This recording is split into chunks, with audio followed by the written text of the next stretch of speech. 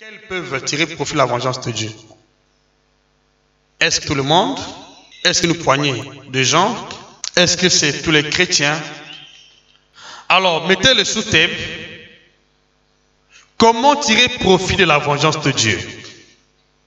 Je suis certain que le sujet sur la vengeance de Dieu ou la question sur la vengeance de Dieu fait couler les salives dans beaucoup d'églises, dans beaucoup d'assemblées, parce que certainement, ils en ont cherché en vain. Ils en ont demandé en vain. Et je m'aimerais par la grâce de Dieu avec l'aide du Saint-Esprit vous éclairer sur ce point. Lesquels tirent profit de la vengeance de Dieu? Ou comment tirer profit de la vengeance de Dieu? Je vais tout simplement aujourd'hui vous parler de quelques cas dans la Bible. Des personnes qui ont sollicité la vengeance de Dieu en vain. Et des personnes aussi, si Dieu le veut, qui ont prié pour la vengeance de Dieu aussi avec un pacte. Nombreux d'entre nous prient, mais sans tirer profit de la vengeance de Dieu. Parce qu'on ne connaît pas comment la vengeance de Dieu peut être bénéfique dans la vie d'une personne.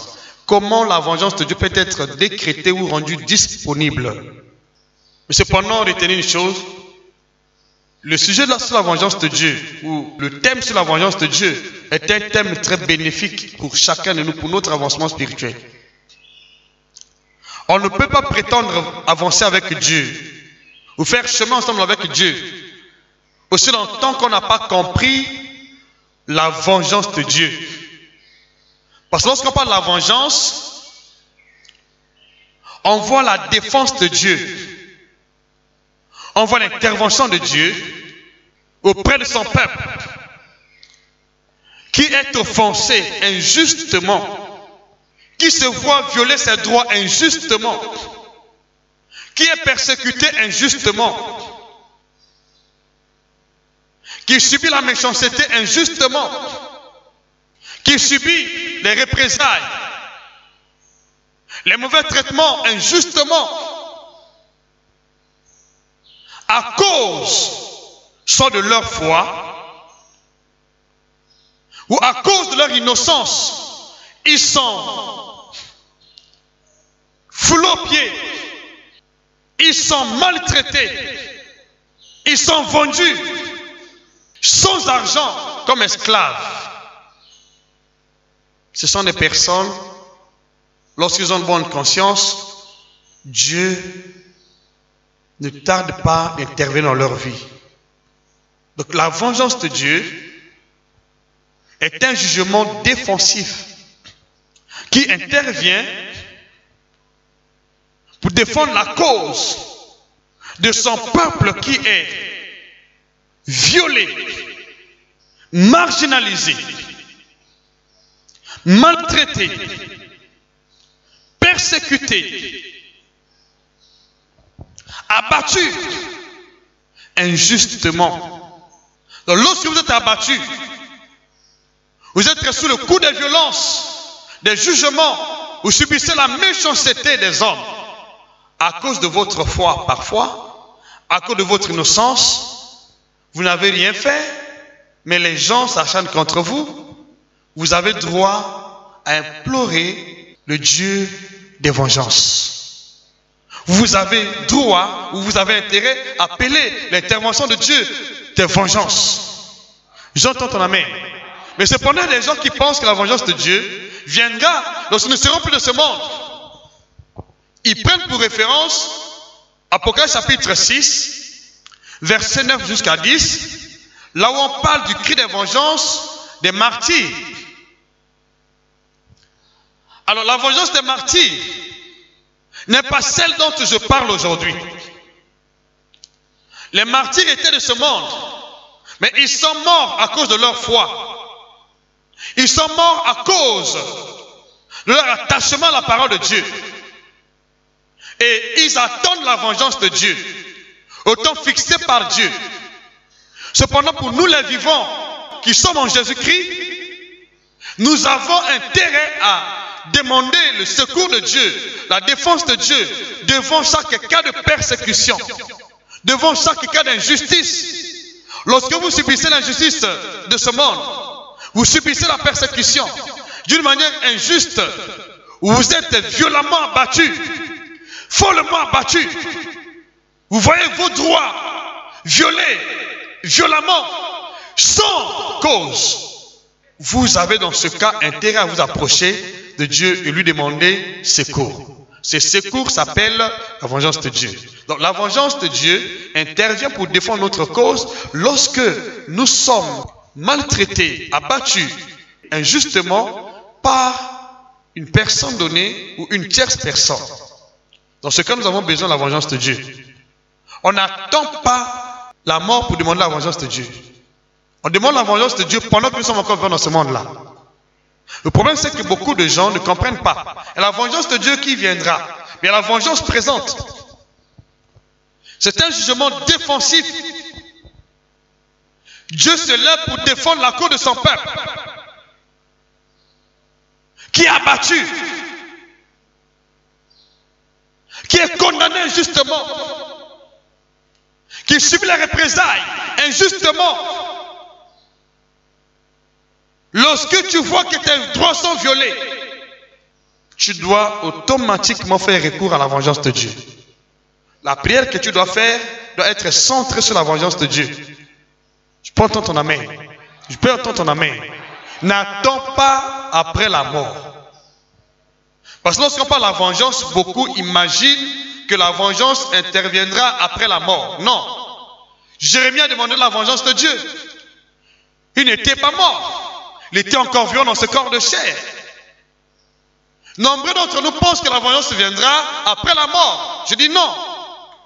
La vengeance de Dieu peut être courante, comme elle peut être aussi projetée dans le futur. Ça dépend de la circonstance.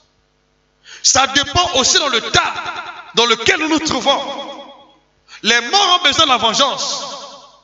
Les morts en Christ, bien sûr. Et cette vengeance viendra. Mais nous avons besoin de la vengeance maintenant. Devant chaque cas d'oppression, chaque persécution, chaque violation de droit, chaque représailles que nous sommes victimes injustement, nous avons besoin de la vengeance de Dieu. Lorsque vous êtes combattu innocemment, vous avez besoin de la vengeance de Dieu. Parce que tu ne te reproches de rien. Les gens en veulent à ta vie, à ta peau, à ton mariage, à ton foyer. Parce que tu prospères, parce que tu as reçu. Tu as besoin de la vengeance de Dieu. Entends ton amen. Dis-moi amen. N'attends pas après la mort. Jérémie en avait demandé. Il était encore vivant dans ce corps de chair. Et là, vous pouvez lire dans Jérémie chapitre 15, à partir du verset 15 jusqu'à 21. Vous allez voir que Jérémie a demandé la vengeance et Dieu lui avait accordé la vengeance.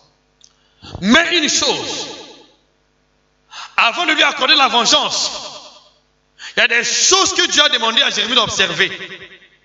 Avant d'accorder la vengeance, Dieu a demandé à Jérémie deux choses essentielles.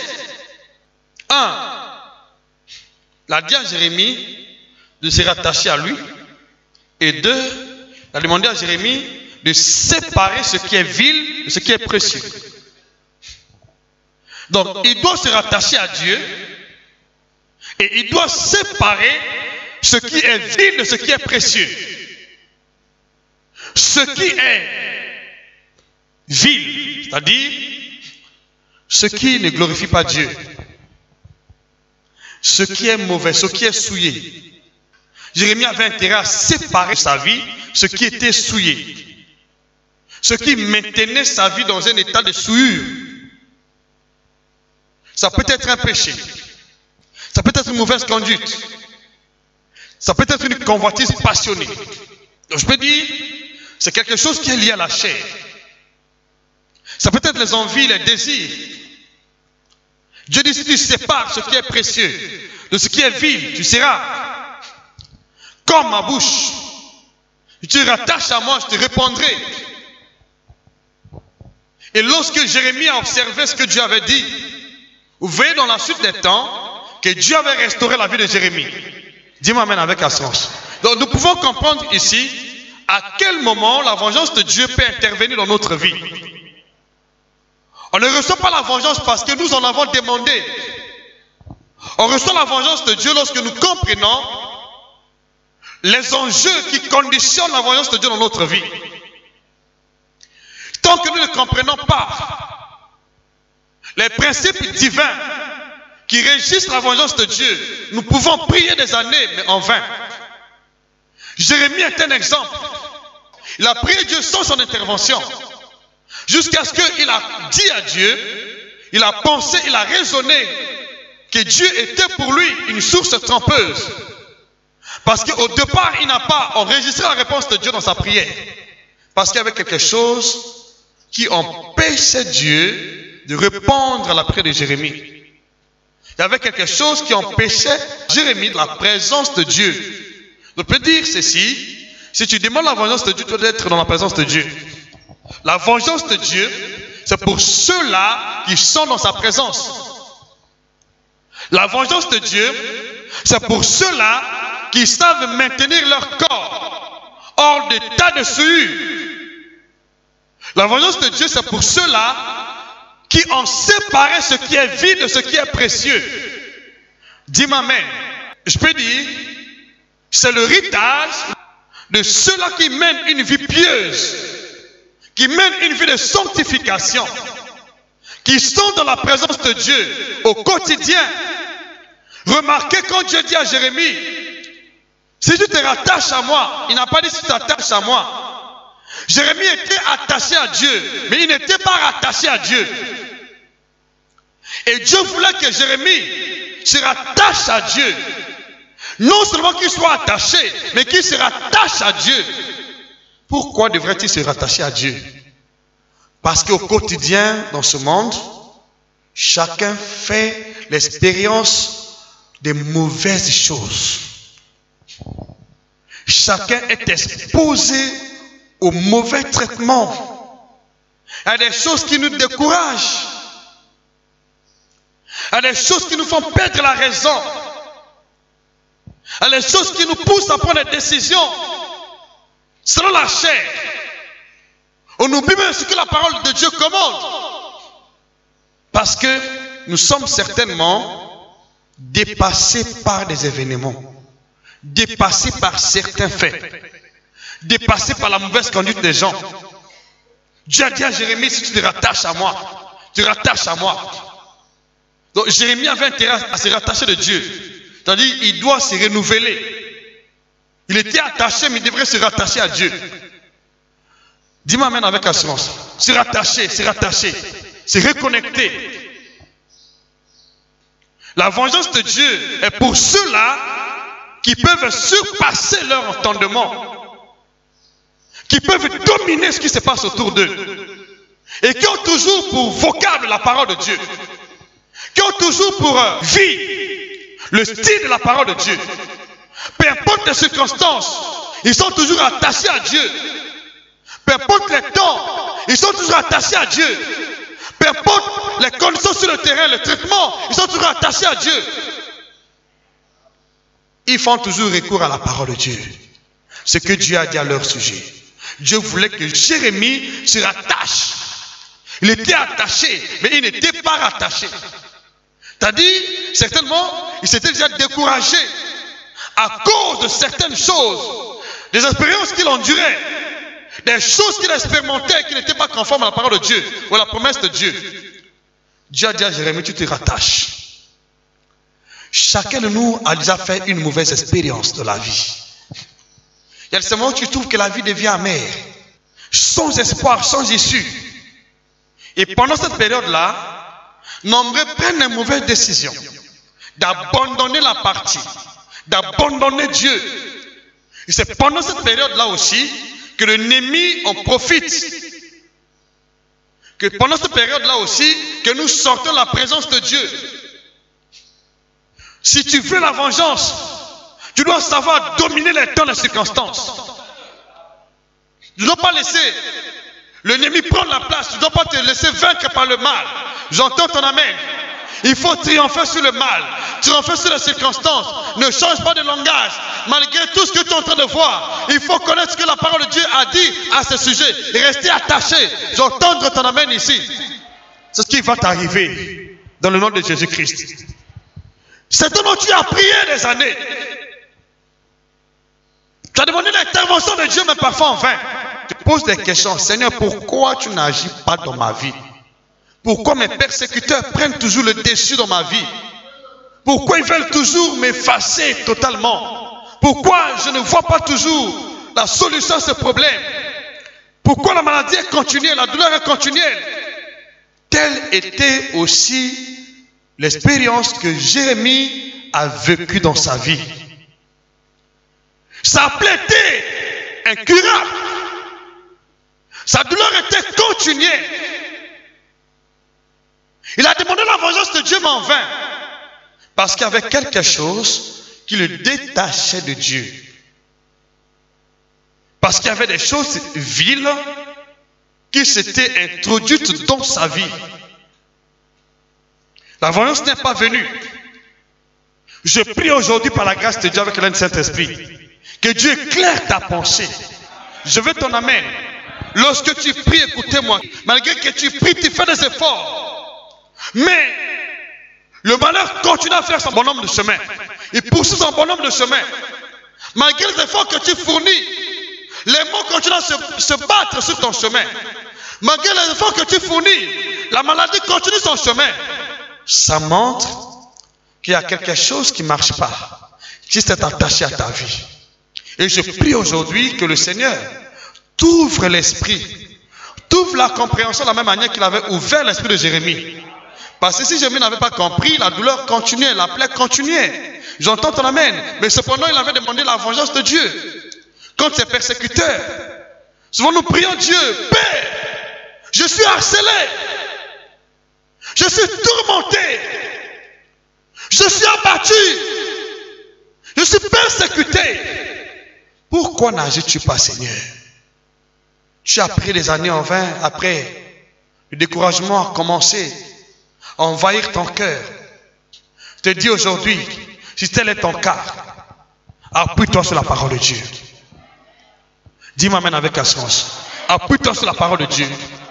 Rattache-toi à la parole de Dieu. Rattache-toi à la parole de Dieu. Rattache-toi à la parole de Dieu. Sinon, tu vas prier des années en vain. La vengeance de Dieu est rendue disponible pour ces personnes dont la conscience ne leur reproche d'aucun mal. Lorsque ta conscience te reproche de certaines actions que tu as eu à mener et sans avoir demandé pardon à Dieu, sans avoir été en communion avec Dieu, tu peux prier des années, tu n'auras pas la vengeance de Dieu. C'est la raison pour laquelle nombreux prient, mais sans succès. Parce que la vengeance de Dieu est conditionnée par notre état d'innocence, notre état de sanctification, notre état de piété. Et je l'ai toujours dit par la grâce de Dieu, que la vengeance de Dieu sympathise avec notre état d'innocence, notre piété. Tant que tu n'es pas innocent, tant que tu n'es pas pur, tu peux me prier, mais sans voir l'intervention de la vengeance de Dieu. Or, sans la vengeance de Dieu, tu n'as pas de secours. Dis-moi amen. Jérémie a prié. Mais avant l'intervention de Dieu, la douleur continuait. Avant l'intervention de Dieu, la plaie était toujours incurable. Je entends ton amen. Je ton amen. Tant qu'il n'y a pas la vengeance de Dieu dans ta vie, les ennemis vont toujours continuer à t'harceler. Pour que l'ennemi s'arrête, pour que les mots s'arrêtent, la vengeance de Dieu doit être décrétée dans ta vie. Et pour que la vengeance soit décrétée, tu dois obéir à la parole de Dieu. tu dois répondre aux exigences fixées par la parole de Dieu. Ce que Dieu t'exige, le tas de sainteté, j'insiste, le tas de pureté de ton cœur, de ton âme. Nous prions bien sûr, mais cependant nous avons parfois des antécédents en nous, dans l'église, dans nos familles. C'est ce qui empêche la vengeance de Dieu. C'est le secours de Dieu. Tu demandes la vengeance de Dieu, mais en vain. Il y a des choses qui sont attachées à ta vie.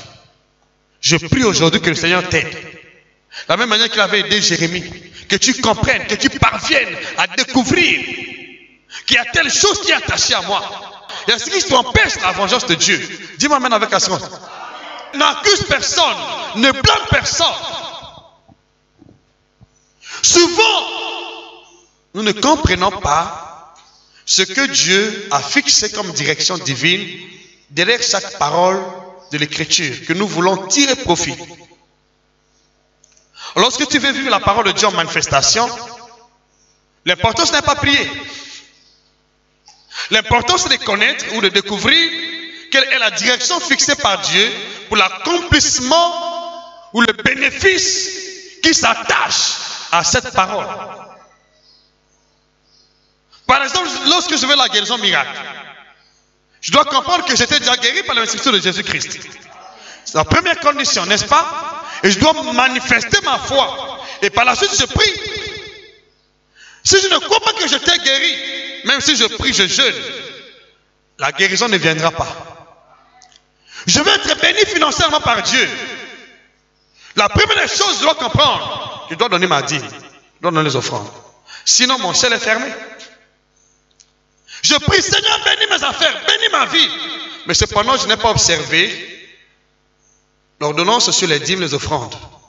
Le ciel sera fermé. Alors, quelle est la condition qui décrète dans ta vie la vengeance de Dieu? Ce n'est pas parce qu'on t'appelle chrétien. Ce n'est pas parce que tu pries. Ce n'est pas parce que tu en as demandé. Non! Il faut comprendre. Et le but de ma prédication aujourd'hui est de te faire comprendre qu'est-ce qui empêchait la vengeance de Dieu dans ta vie. Je vais t'en amener. Et à partir d'aujourd'hui, quand tu vas prier, la vengeance de Dieu sera immédiate dans ta vie. Dis-moi maintenant avec assurance, elle ne pourra plus faire défaut. Quand tu pries immédiatement, Dieu va s'élever et Dieu va agir, Dieu va intervenir, j'entends ton amen. Tu ne peux plus prier sans pourtant expérimenter la vengeance de Dieu, sans pourtant voir l'intervention de Dieu dans ta vie. Au nom de Jésus-Christ, j'entends ton amen, parce qu'il y a des secrets qu'il faut comprendre. Jérémie nous a donné une bonne leçon. Et quand nous lisons dans les épîtres de Paul, nous allons voir aux Thessaloniciens quels sont les conseils qui sont donnés pour le corps de Christ que nous sommes, ou les chrétiens que nous sommes, qui veulent expérimenter la vengeance de Dieu. Quelles sont les conditions qui sont fixées pour la vengeance de Dieu? Souvent nous prions sans comprendre. Tu pries un Dieu véritable et ton Dieu est vraiment vivant. J'entends ton amen.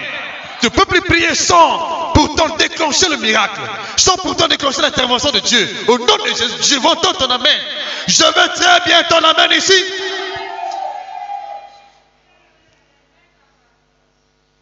La parole d'aujourd'hui est venue pour t'éclairer, pour te montrer l'issue, te montrer le chemin, te montrer la voie à suivre. Je veux ton amen. Tu dois connaître le chemin à suivre, la direction que tu dois prendre pour rencontrer la vengeance de Dieu. Il y a une direction divine qu'on doit emprunter pour rencontrer la vengeance de Dieu, sans laquelle personne ne pourra expérimenter dans sa vie la vengeance de Dieu. Il y a toujours un chemin. Et ce chemin, c'est celui que je suis en train de te montrer aujourd'hui. Quand tu vas prier désormais, tu vas voir comment Dieu intervient dans la vie des gens. Je vois son intervention dans ma vie. Passer un secret. 1 Thessaloniciens, chapitre 4. Je commence au verset 3 jusqu'à 6. Alléluia. Dis Amen. Je lis au nom de Jésus-Christ. Ce que Dieu veut, c'est notre sanctification. Qu'est-ce qu'il a dit à Jérémie? Vous vous en souvenez? Si tu sépares ce qui est vide de ce qui est précieux, ce que Dieu veut, c'est notre sanctification. Il veut que nous menions une vie de sanctification. Alléluia. Ce que Dieu veut, c'est notre sanctification. C'est que vous vous absteniez de la débauche. Verset 4. C'est que chacun de vous sache posséder son corps dans la sainteté et dans l'honnêteté. Verset 5. Sans se livrer à une convoitise passionnée, comme font les païens qui ne connaissent pas Dieu. Verset 6. C'est que personne n'use envers son frère de fraude et de cupidité dans les affaires. Parce que le Seigneur tire vengeance de toutes ces choses. Comme nous vous l'avons déjà dit et attesté. Comprenez ensemble avec moi ici. Est-ce que c'est clair ce que je dis? Parce que le Seigneur tire vengeance de quoi? De toutes ces choses. Quelles sont ces choses? Ce que je viens de citer. Si ces choses sont en vous, vous pouvez prier pour la vengeance. Elle ne viendra pas. Au contraire, c'est vous qui serez sous le coup de la vengeance de Dieu. Parce que le Seigneur tire vengeance, beaucoup de gens prient. Mais ils ne savent pas qu'en demandant la vengeance de Dieu, on peut s'exposer une fois de plus à la vengeance. C'est la raison pour laquelle nous prions, on demande la vengeance de Dieu, mais sans qu'elle ne vienne. Parce que Dieu tire vengeance lorsqu'il voit ces choses que je viens de citer. La convoitise passionnée, la débauche, les choses qui sont souillées. Il va tirer la vengeance sur votre propre vie. C'est pourquoi avant de demander la vengeance de Dieu, on doit s'examiner soi-même. Je veux ton amen. Je veux ton amen. Je veux ton amen. Avant de demander la vengeance de Dieu, je dois m'examiner moi-même. Même si quelqu'un m'a causé du tort, même si j'ai subi des préjudices, même si je me sens persécuté, je dois d'abord me rassurer que moi, je mène une vie de sanctification, une vie de sainteté. Sans cela, je vais prier pour la vengeance, mais elle tombera sur moi-même. Donc je peux dire aujourd'hui à beaucoup de gens dans les églises qui vivent sous le coup de la vengeance de Dieu à cause de leurs mauvaises pratiques. Et je prie aujourd'hui par la grâce de Dieu que Dieu te délivre de tes mauvaises pratiques. Les mauvaises pratiques. J'entends ton amen. Que Dieu te délivre des mauvaises pratiques. Parce que la mauvaise pratique attire la vengeance sur nous-mêmes. Nous pensons que nous prions le Dieu de la vengeance, mais cependant, on ne sait pas, cette vengeance tombe sur nous-mêmes, nous condamne nous-mêmes. Mon but aujourd'hui est de te faire comprendre sa vérité, et de te faire sortir de cette vengeance qui s'est abattue sur ta vie il y a des années. Remarquez, Jérémie priait. La vengeance s'abattait sur sa propre vie, c'est pourquoi sa douleur était continuelle. Sa plaie était toujours incurable. Je prie aujourd'hui par la grâce de Dieu que Dieu te délivre de la débauche, d'une vie souillée. J'entends ton amen. Une vie souillée. Sors de la vie qui est souillée. Sors de mauvais raisonnements, de tout ce qui n'est pas de Dieu. Sors tout ce que tu sais que la parole de Dieu condamne. Alors ne pratique pas cela. Ne pratique pas. Ne fais pas de ça l'objet de ta pratique. Sinon, pendant que tu vas prier, la vengeance de Dieu va tomber sur ta propre vie.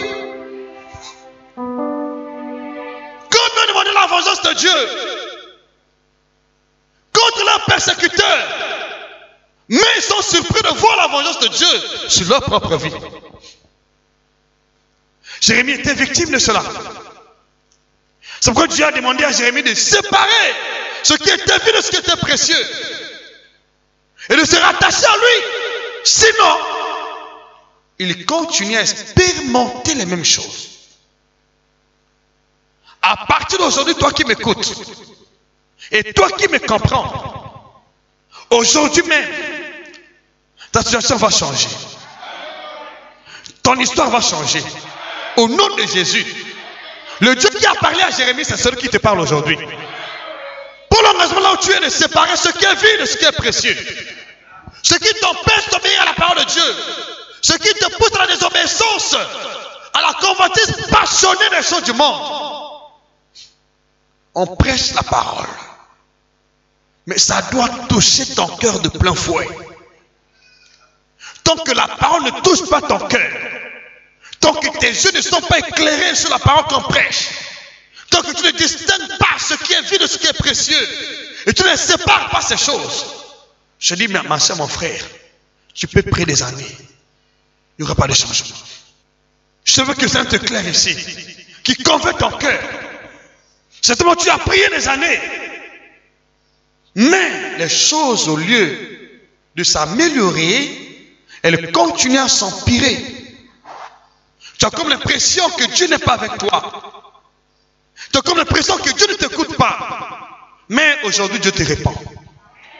Au nom de Jésus-Christ. Au nom de Jésus-Christ. Au nom de Jésus-Christ. Examine bien ta situation. Dieu n'est pas contre toi. Dieu veut de ton bien, de ton bonheur. Veut de ton avancement. Il y a bien des choses qui sont rentrées dans ta vie. Depuis un certain temps, tu as laissé la porte ouverte. Jérémie avait laissé la porte ouverte. Maintenant que je parle, que les yeux de ton esprit s'ouvrent, que tu commences à voir la porte ouverte, tu commences à voir ce qui est vil. J'entends ton amen. Je veux ton amen ici. Je veux ton amen. Vous savez, lorsqu'on parle de la convoitise passionnée, ce sont des choses qui nous éloignent de Dieu. Des biens matériels qui semblent prendre la place de Dieu dans notre cœur. Jérémie n'était pas dans la présence de Dieu. Dieu dit, si tu te rattaches à moi, tu seras dans ma présence. C'est qu'il y avait des choses qui voulaient dérober la présence de Dieu dans la vie de Jérémie. À cause de la convoitise passionnée, certainement. Des choses qui étaient viles. Chacun de nous, ici, parfois les gens ont entamé une convoitise passionnée. Et c'est moi que tu trouves que le monde a plus de valeur que le Dieu que tu sais. Et c'est moi que tu trouves que la parole de Dieu n'a pas assez de valeur. Que ce que tu aimes dans la cité ou dans ta vie, lorsqu'on te prêche la parole de Dieu, on te présente l'évangile, tu ne peux pas faire marche arrière. Tu vas d'une manière incisive, tu vas, tu fonces droit. Dans ce que tu as pris engagement, l'engagement que tu as pris, tu fonces droit. Alors je dis, c'est une convoitise passionnée. La convoitise passionnée nous sépare de Dieu. La convoitise passionnée élève le matériel, élève la chair au-dessus de la parole de Dieu. Elle te pousse même d'abandonner Dieu pour suivre le monde. Elle te donne plus de valeur à ta chair. Elle donne plus de valeur, elle accorde plus d'importance à ta chair. Car la parole de Dieu que tu écoutes, pendant que tu écoutes la parole de Dieu, qu'est-ce que la convoitise passionnée te dit? Il dit non, la parole est trop dure pour toi. Je préfère que tu abandonnes Dieu pour me suivre seulement. Tu abandonnes Dieu pour suivre le monde. Tu es une convoitise passionnée. Alors s'il y a quelque chose de ce genre dans ta vie, je te dis, c'est ça qui t'éloigne de la présence de Dieu. Convoitise passionnée est une convoitise basée sur la chair, sur les biens matériels, sur l'argent, sur les meubles, sur le sexe. Il y a des gens qui aiment le sexe plus que Dieu. Ils préfèrent abandonner Dieu pour suivre le sexe. Ils préfèrent abandonner Dieu pour suivre l'argent. C'est une convoitise passionnée. C'est une convoitise qui aveugle l'esprit, qui aveugle les yeux de l'esprit, qui te fait perdre la présence de Dieu, la volonté de Dieu.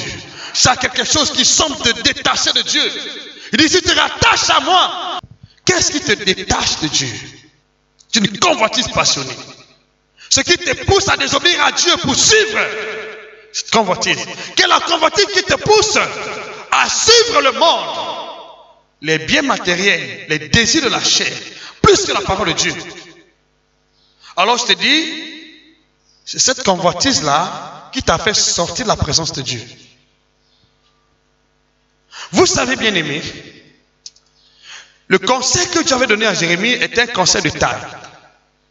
Il dit à Jérémie, si tu sépares ce qui est vil de ce qui est précieux, tu te rattaches à moi. Tu te rattaches à moi. Vous savez, ce que vous attachez à vous devient une partie de votre corps. La Bible dit, dans 1 Corinthiens chapitre 16, verset 17, celui qui s'attache à la prostituée devient un même corps avec la prostituée. La convoitise passionnée fait attacher notre chair avec le matériel, avec le monde. Et quand la chair est attachée au matériel avec le monde, à la chair ou au monde, la Bible dit, l'amour du monde est inimitié contre Dieu. J'entends ton amen. Lorsqu'il y a quelque chose de ce genre dans ta vie, Dieu ne peut pas intervenir dans ta vie. Quels que soient les efforts fournis, il ne peut pas intervenir. Aujourd'hui même, je sépare ta vie avec la convoitise passionnée. Au nom de Jésus, entends ton amen. Ce qui t'a fait sortir de la présence de Dieu est brisé aujourd'hui. Pour l'engagement de revenir dans la présence de Dieu, de te détacher avec le monde. Au nom de Jésus, j'entends ton amen. J'entends ton amen. Je vais tant bien ton amen ici. Alléluia. Il dit à Jérémie, si tu te rattaches à moi, tu te rattaches à moi. Parce que Dieu connaît le secret d'attachement. Qu'est-ce qui s'attache à toi? Qu'est-ce qu'il y a dans ton cœur? Pendant que tu écoutes la parole de Dieu, il y a quelque chose que tu élèves plus que la parole dans ton cœur. C'est une convoitise passionnée. C'est ce qui sépare ta vie avec Dieu. Et en bonne partie, les gens aiment obéir à leur convoitise passionnée pour tourner le dos à la parole de Dieu. Lorsqu'il y a quelque chose qui te fait tourner le dos à la parole de Dieu, c'est une convoitise passionnée. C'est ce qui amène les gens en enfer. Et ce qui fait sortir beaucoup de gens, beaucoup de chrétiens de la présence de Dieu. Aujourd'hui, nombreux d'entre nous marchent dans la convoitise passionnée. On écoute la parole de Dieu, mais on ne revient pas parce qu'il y a une convoitise passionnée. Mais bien aimé, l'amour du monde est inimitié contre Dieu. Que sert-il à un homme de gagner le monde et de perdre son âme? Ceux qui comprennent privilègent l'esprit que la chair. Parce que la chair que nous avons, celle ici, va retourner en poussière. Mais ton âme et ton esprit vont achever la course avec toi jusqu'à l'éternité. Je veux ton amen. Je veux ton amen. Je veux ton amen. Je veux ton amen. Je veux ton amen. Vaut mieux se séparer de la chair que de perdre la communion avec Dieu, la communion avec l'esprit. Dieu m'amène ici. Je préfère que tu perds la communion avec le monde et non avec Dieu. Parce que le dernier jour, ce n'est pas ta chair là qui va entrer dans la présence de Dieu, mais c'est ton esprit, mais c'est ton âme. Je t'en amène. Je t'en amène. Je veux ton amène. Je veux ton amène ici. Donne plus de valeur à ton esprit, à ton âme. La Bible dit clairement, la chair ne sert à rien. C'est l'esprit qui vivifie. Après la mort dans ce monde, ce corps que nous avons, il va devenir poussière. Et qu'est-ce qui se passera? À la dernière trompette, Dieu nous dotera un autre corps, un corps nouveau. Il nous dotera un corps de gloire. Il dit, en un clin d'œil, nous serons ressuscités. Ça sera plus ce même corps qui était faisandé dans le tout faiement de la terre, qui était dans les méandres de la terre. Donc tu vas te ressusciter avec un corps de gloire. J'entends ton amen.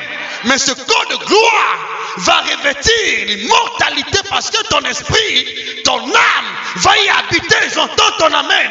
Je t'en amène ici. Je t'en amène. Le corps va t'amener à l'égarement. Mais ton âme va continuer à cause de l'éternité. Privilège ton esprit. Privilège ton âme. Parce que l'âme va garantir ton éternité. Alléluia. Je veux t'en amener ici. Je t'en amène ici. Je t'en amène ici. Comprends bien mon langage. Je vais te sauver. Lorsqu'il dit séparez-vous de la chair, parce qu'il sait que la chair va t'égarer. Et la chair empêche la vengeance de Dieu. Tu veux la vengeance? Tu dois faire extrêmement attention avec ta convoitise passionnée. Renonce à ces choses. Qu'est-ce qui t'empêche de marcher avec Dieu dans la vérité?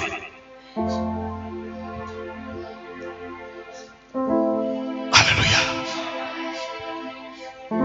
Que tes yeux soient éclairés. Que tes yeux soient éclairés maintenant.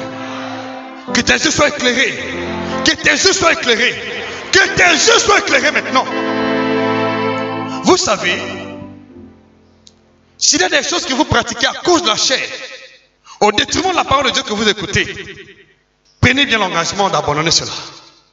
Pourquoi nombreux d'entre nous aujourd'hui ne marchent pas avec Dieu? C'est à cause de la convoitise. La convoitise. Elle te pousse à aimer le bien matériel. Elle te pousse à aimer ta chair. Abandonner ton âme. Elle te pousse à aimer ta chair plus que ton esprit. Elle te pousse à prendre le chemin de la mort que le chemin du paradis.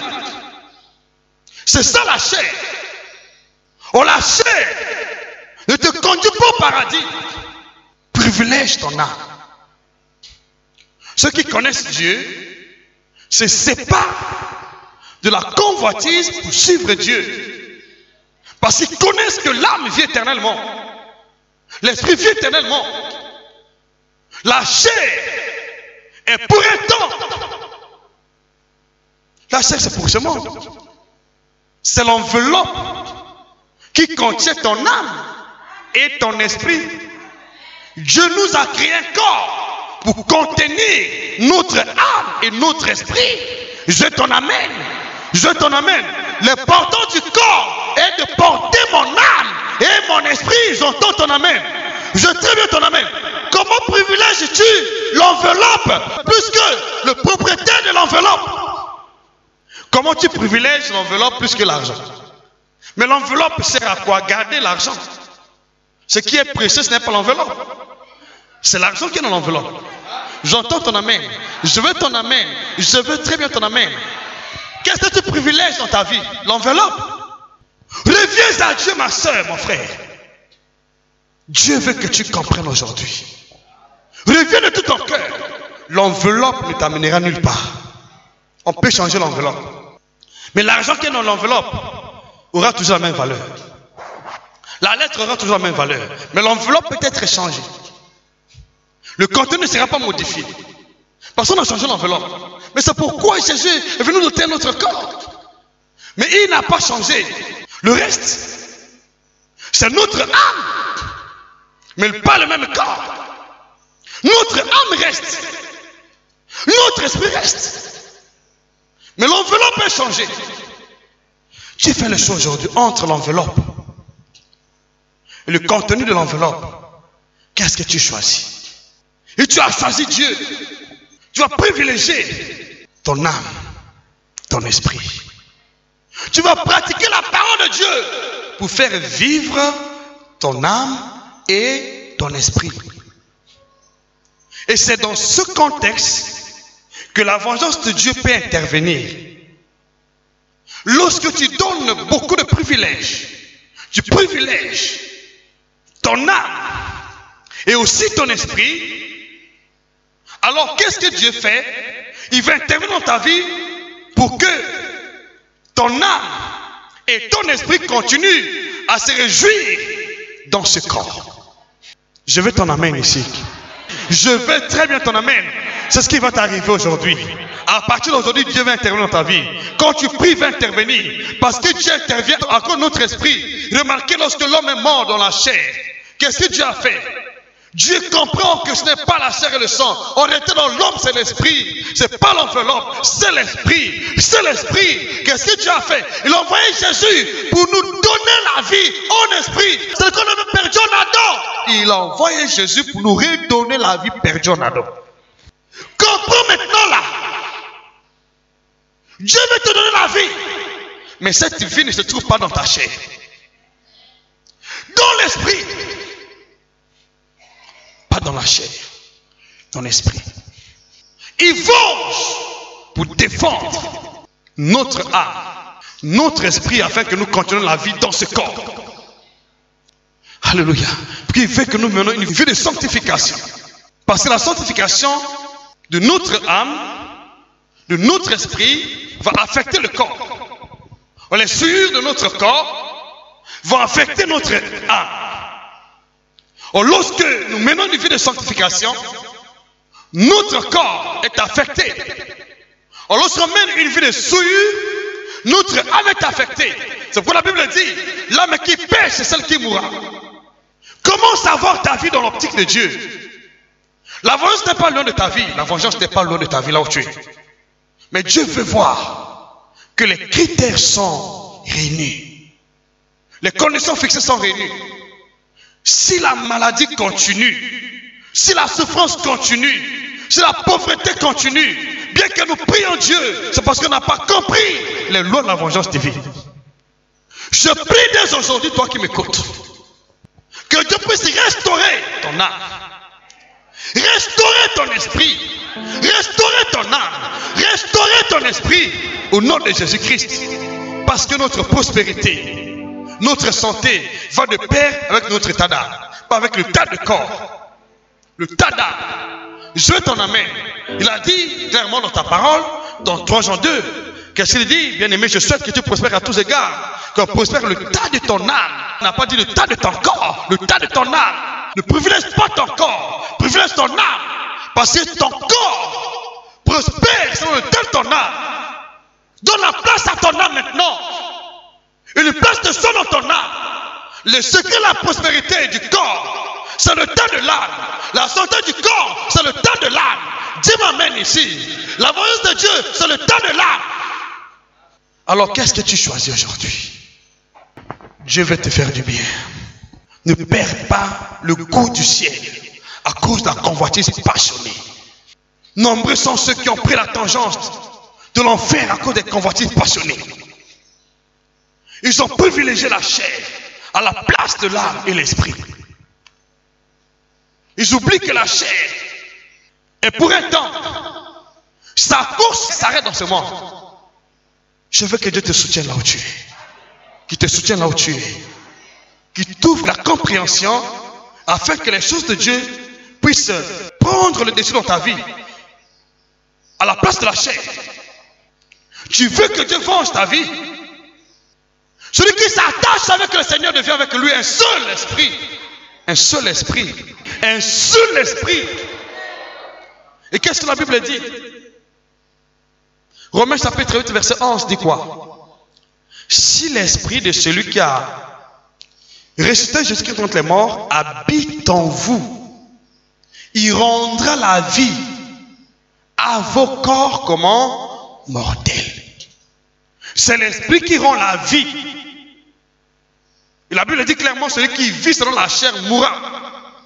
Celui qui vit selon l'esprit vivra. Je tue la convoitise passionnée dans ta vie.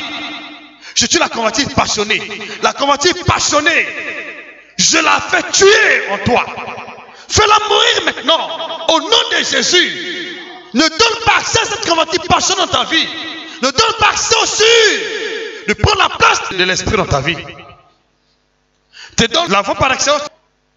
Tu dois faire tuer les choses qui sont dans la chair.